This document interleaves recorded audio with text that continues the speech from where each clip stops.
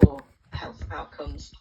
It's also, it's one of those areas that's quite isolated in terms of the transport network. So that just speaking about kind of Partington out to the side, it's got very limited public transport.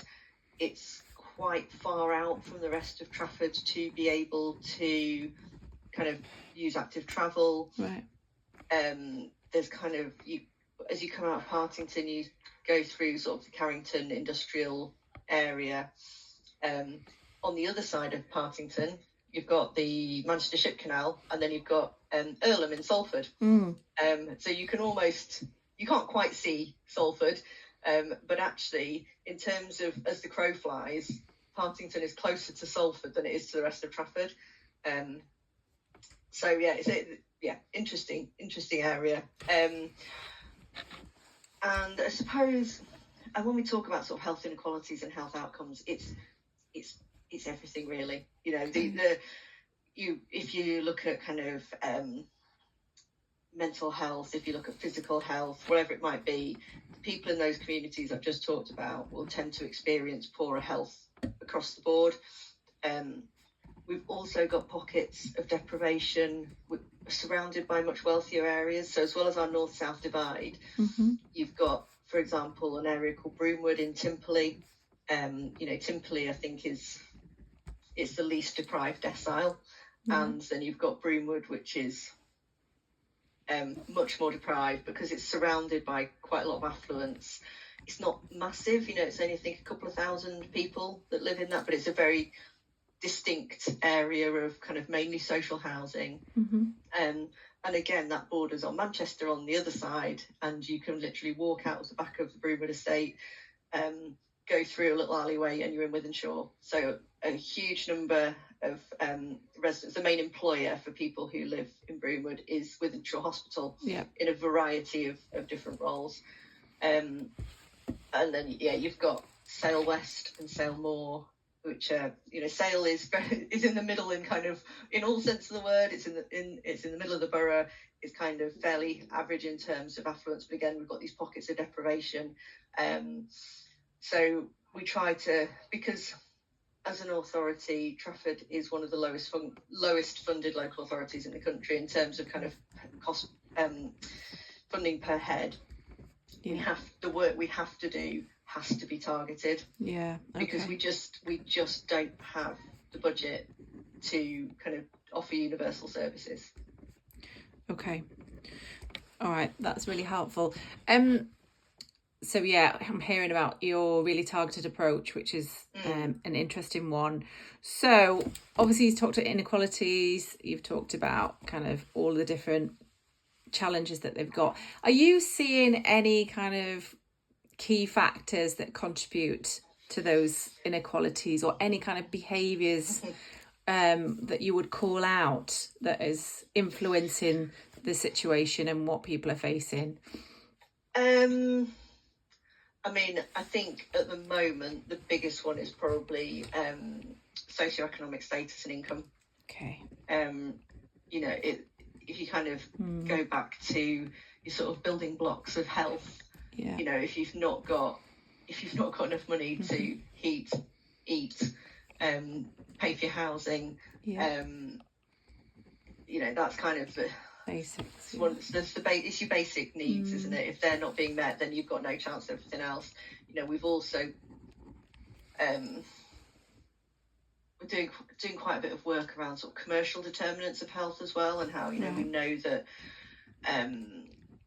advertising is disproportionately targeted at most deprived communities. We know that if you take diet as kind of one thing, I think we very much oversimplify it by saying, well, actually, you need to eat this instead of that. But actually, it's not simple, because if you can't afford to eat that, and if you don't know if your kids will eat that, and so you've got such a limited budget that you can't risk wasting your money on a food that they might not like. So it's all so complex. I don't think there's probably, other than sort of income.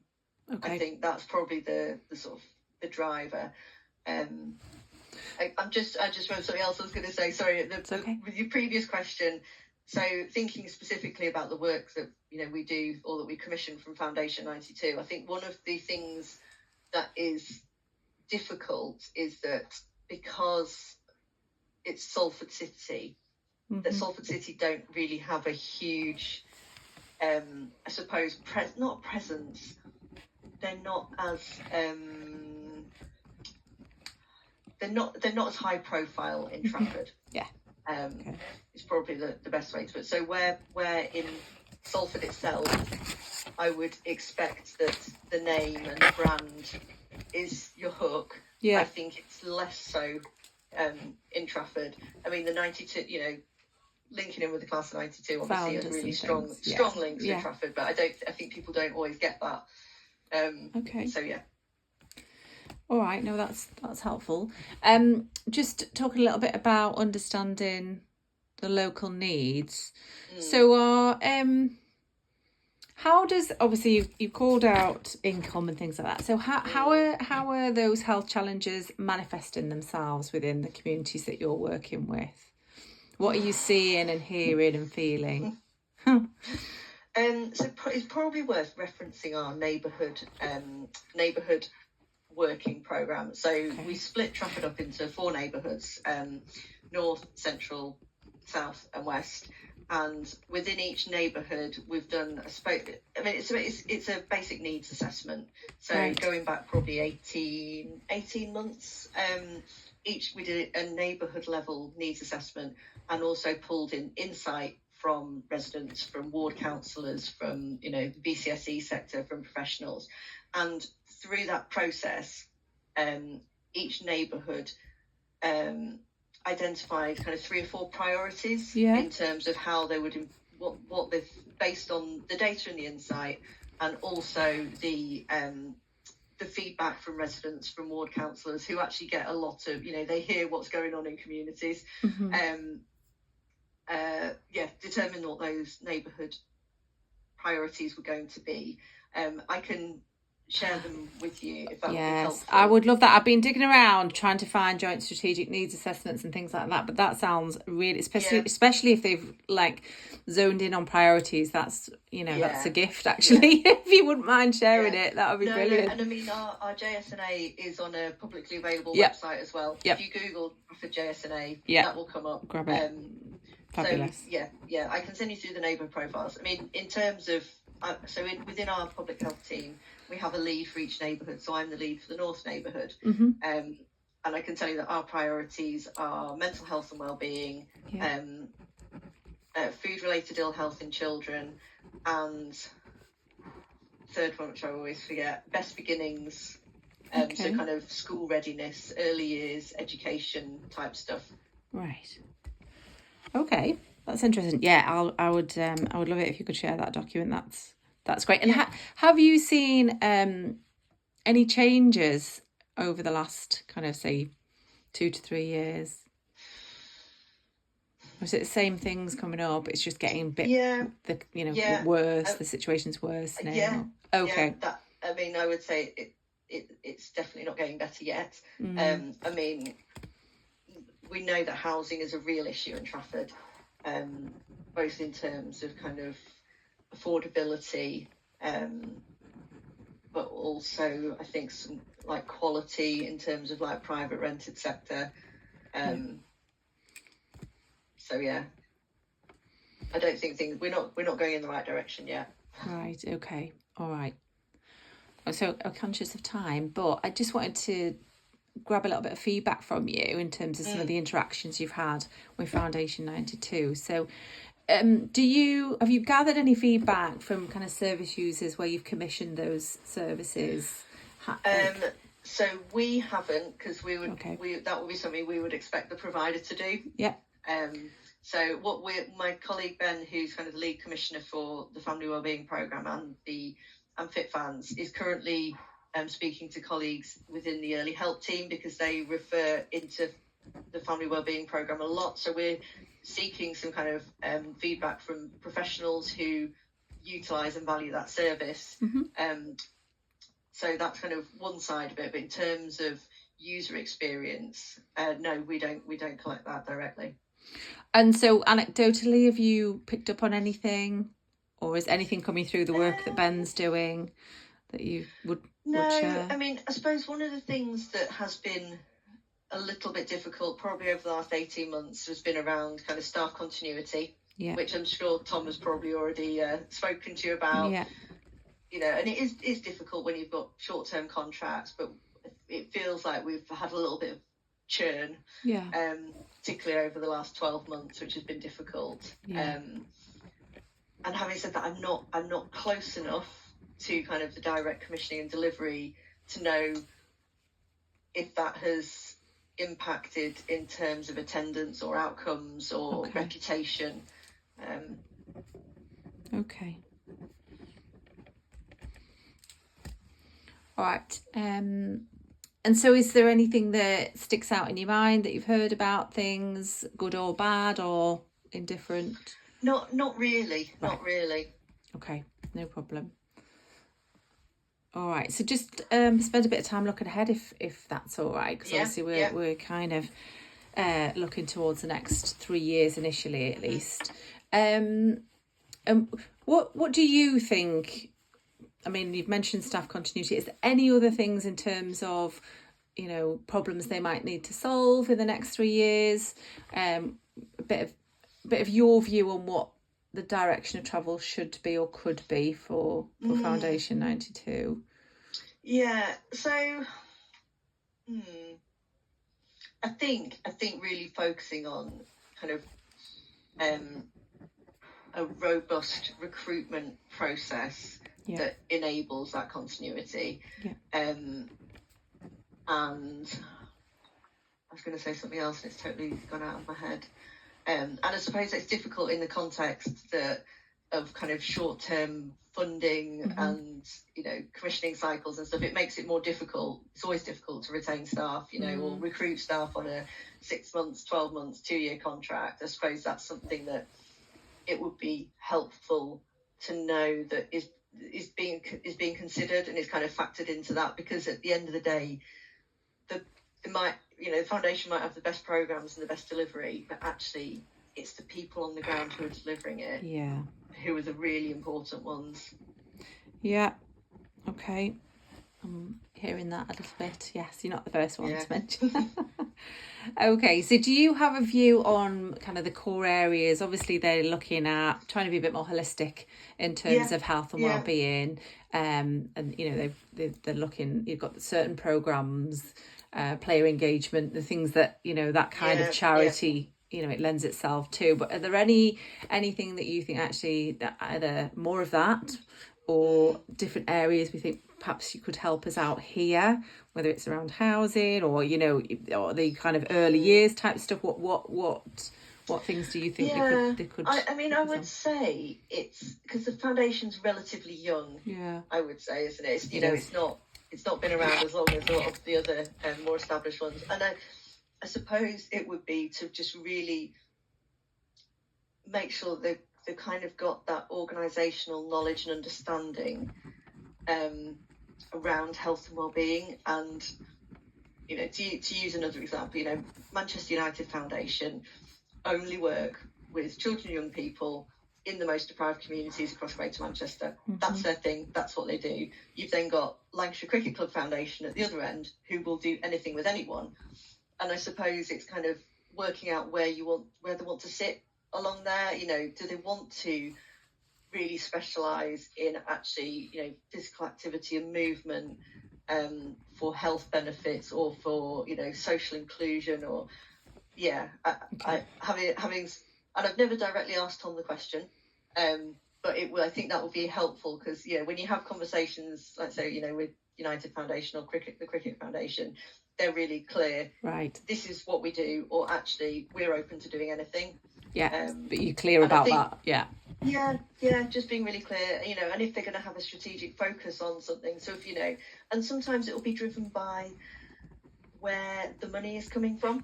So, if there are national priorities, local priorities that are going to push them in one particular direction, you've got to be pragmatic about it, haven't you? Yeah. But yeah, I suppose understanding, do they want to maintain, is it a focus on physical and mental health across the life course? Mm-hmm. From my perspective, whatever the answer is, it's kind of, as long as it's focused on those on inequalities in whatever those things are, then that's always going to be a winner. Yeah. Okay, but I think there's something around the clarity, just being really clear about that and articulating that in a way that's really easy to understand.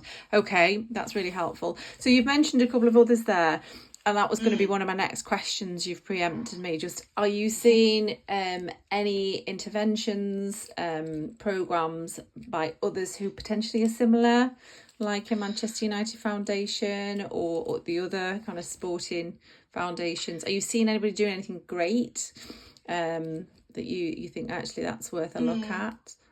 Yeah, so I mean, one of the things that it's an interesting one actually. So Lancashire Cricket Club are full of ideas and have got loads of stuff that they'd like to do something similar to the Head Start programme.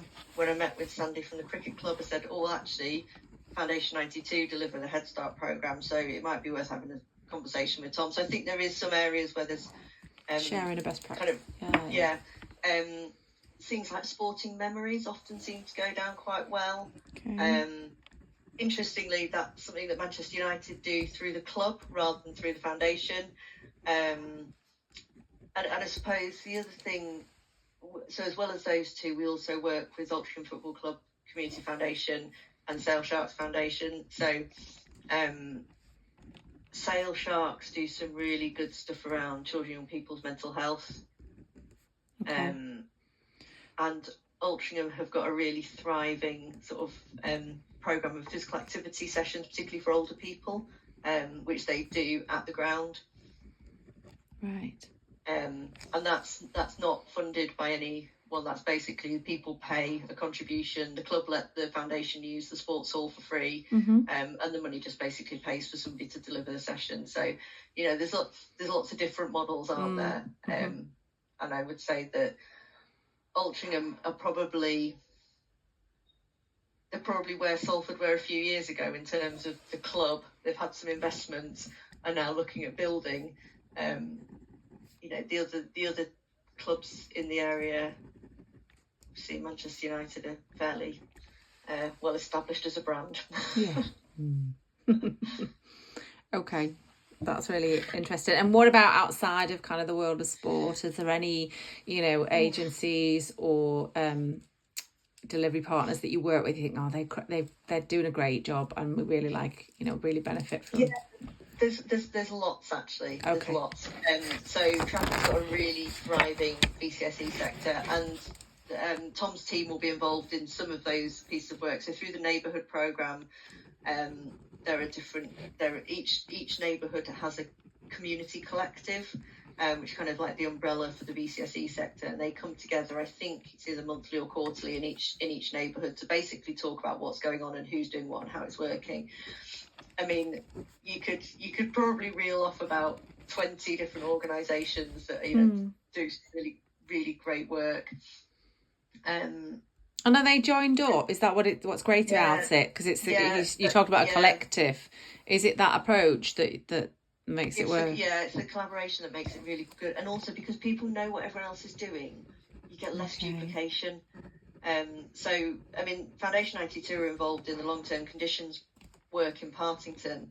And that's a really good example where the BCSE sector have come together collectively to kind of say, well, this is our expertise, this is your expertise, this is somebody else's expertise.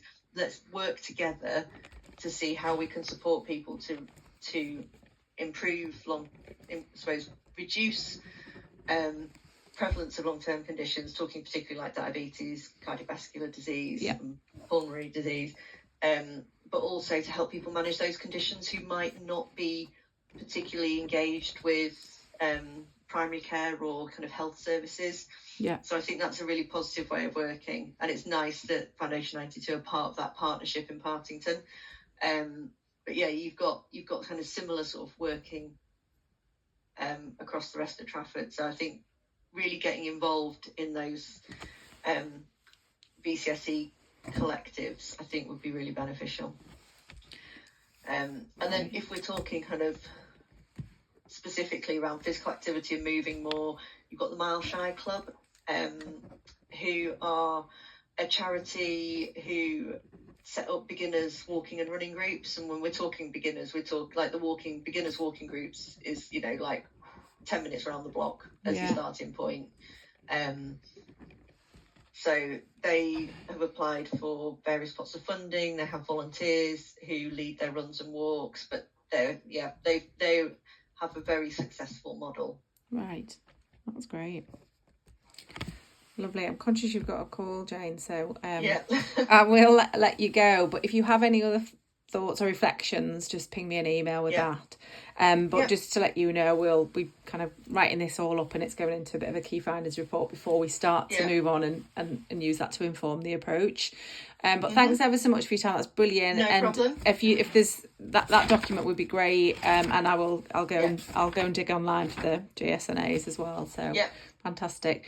Thanks a lot. All right. No problem. Okay. See you later. Take care. Bye-bye. Bye. Bye.